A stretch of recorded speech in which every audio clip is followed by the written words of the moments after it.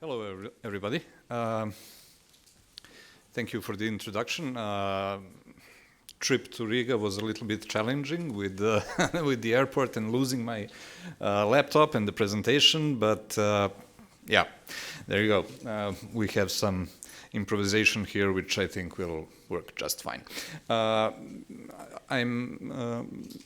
left one book which you can pass on. It's a publication that we just finished about the history of the National Library of Serbia. It's called National Library of Serbia Through Time, and the idea was to create something in Serbian and in English, what is easy to read and just informative read. I realized yesterday during a tour that we have something in common between the National Library of Serbia and Riga. I saw in your permanent exhibition, I saw a glass case with a burned book.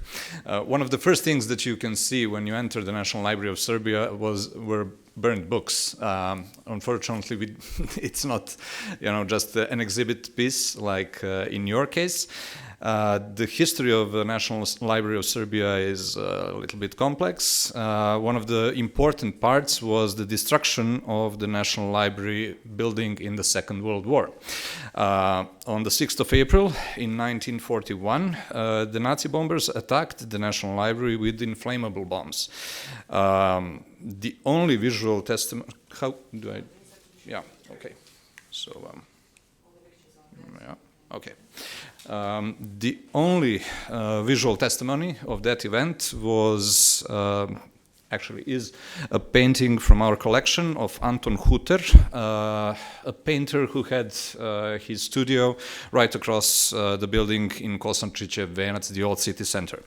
As you can probably see from this painting, it was a beautiful classicistic building, typical for that period in Europe, and he managed to catch this moment while the library was still burning.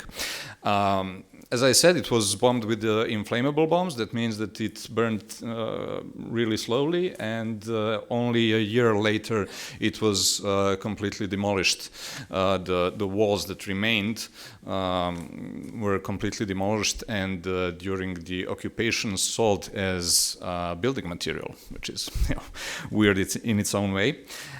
Fearing the possibility of the bombing, the librarians placed majority of the books in metal cases and wooden boxes. Unfortunately, they never managed to get them out from the library. During the occupation and decades after, these cases of books remained under the collapsed building, so they were exposed to various influences like snow, rain, etc. for decades, until I think 1960s, when one of the archaeologists started the research, and she actually dug up these cases. So we have right now, let's say, preserved burned books from the National Library. So that's why we have these glass cases. So anyway, decades later, more than 8 years actually, the site remains the same. The government never did anything about it. Only the researchers did their digging, and afterwards the covering of the dig. Of course, there's a certain vertical history that you can find, which is basically the history of Belgrade. So underneath the library was a Roman villa, and underneath it was some Neolithic site, etc. So it was quite an elaborate research. Anyway, right now it's surrounded by a fence, and I don't have it right here. Okay, yeah. So this is how it looks more or less right now. So I tried to on an 8 years anniversary, I tried to mark this with an exhibition, and the idea was to make an open air exhibition on the site. So on these fences, I created several, I think around 20 prints, large prints, with some basic information in Serbian and English about the whole story. Of course, the photos of the building before the bombing, the photos from inside the building, where you can see the librarians, I think, there are, up there. You can see the librarians working, and you can recognize the floor tiles that already still exist, because the only preserved part was the basement part, or lower part of the building, where actually the cases with the books were found. Excuse me, just to see where I am.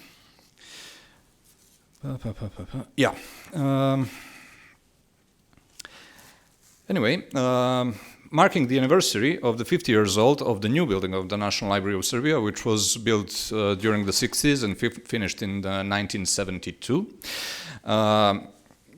The opening of the building was, they waited for the official opening for the 6th of April in 1973, so in 2023, we made an exhibition of, just an official exhibition of, the building of the new building of the National Library, but also we wanted to get out from the walls of our National Library, so we made this exhibition in a very known gallery of Belgrade, the Gallery of Academy of Science and Arts. The plan was to present the paintings from our collection. National Library of Serbia has about 250 paintings collection, and the idea was to present them to the public. The collection started to create in the 90s. One of the colleagues wanted to mark the anniversary of the bombing, so she invited artists, contemporary artists, to bring their paintings in the National Library and to leave them there. So as they did, and so from just a couple of paintings, the collection rose to 250.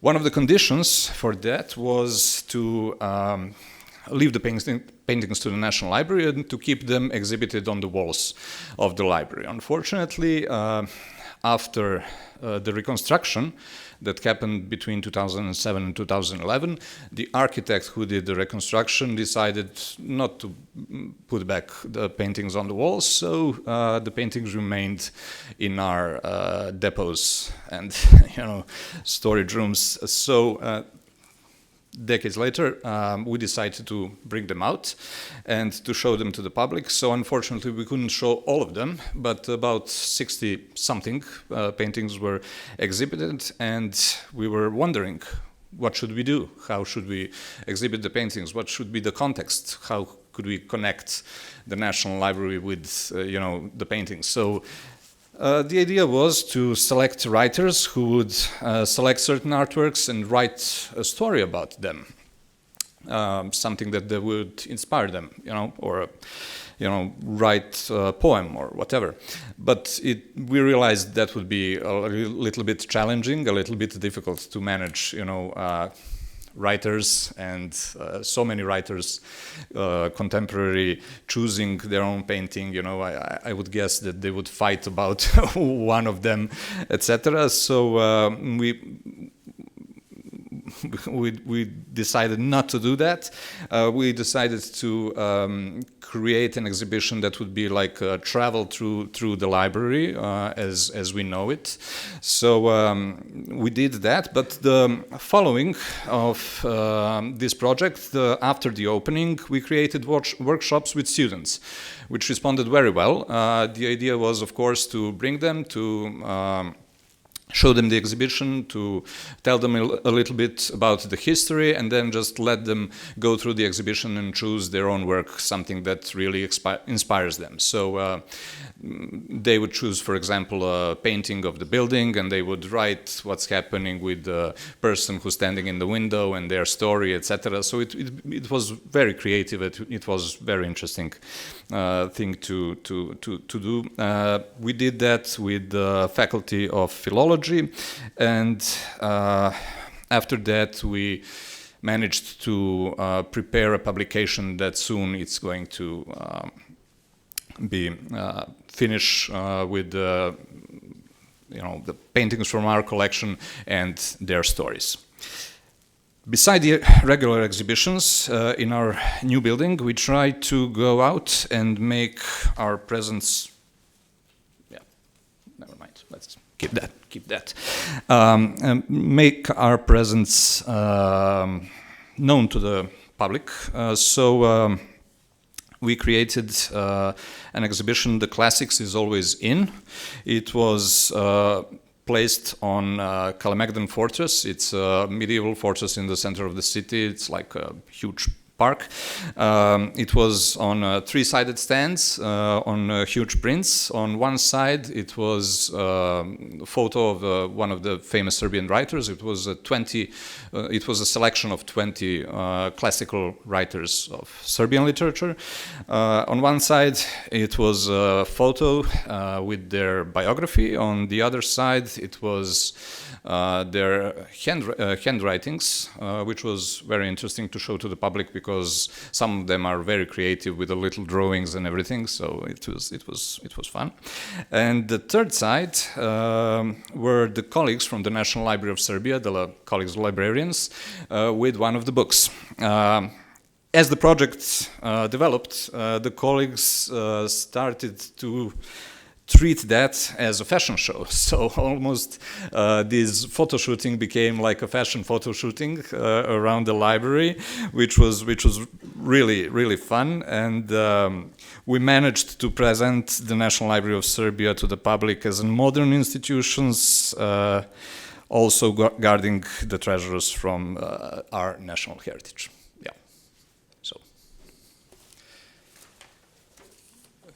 Pass on the book and enjoy it if you can. Yeah, thank you.